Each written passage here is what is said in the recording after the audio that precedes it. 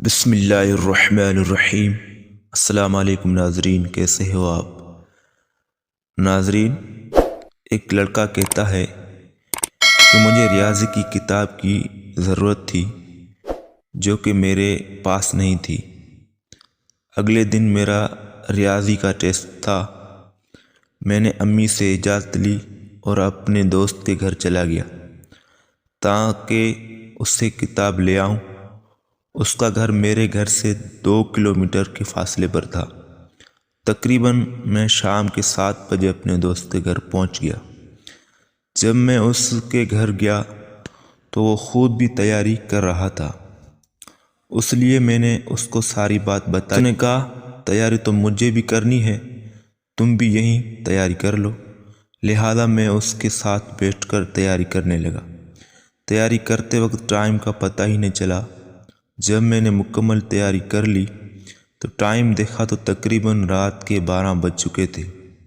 میں نے اپنے دوست سے گھر جانے کی اجازت مانگی تو اس نے کہا ٹائم کافی ہو گیا ہے، اس لیے تم صبح چلے جانا۔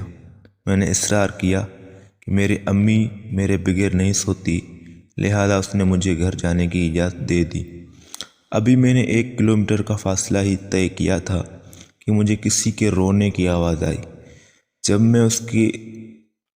میں اس جگہ کو گیا تو وہاں دیکھا ایک خوبصورت بچہ رو رہا تھا۔ میں حیران رہ گیا کہ یہ بچہ اس وقت کیا کر رہا ہے۔ مجھے بچے پر بہت ترس آیا۔ میں نے اس کو اپنے گود میں اٹھا لیا۔ ابھی میں نے تھوڑی دور ہی گیا تھا کہ بچے کا وزن بہت بھاری ہو گیا، تو میں نے اس بچے کو نیچے پھینکا۔ جب میں نے اس کو نیچے پھینکا تو اس نے شکلیں بدلنا شروع کر دی۔ میں نے آیت الکرسی پڑھنا شروع کر کے بھاگنا شروع کر دیا تو پھر پیچھے سے آواز آئی کہ تم پہلے شخص ہو جو مجھ سے بچ کر نکلنے میں کامیاب ہو گئے ہو۔ جب میں گھر پہنچا تو بے ہوش ہو گیا۔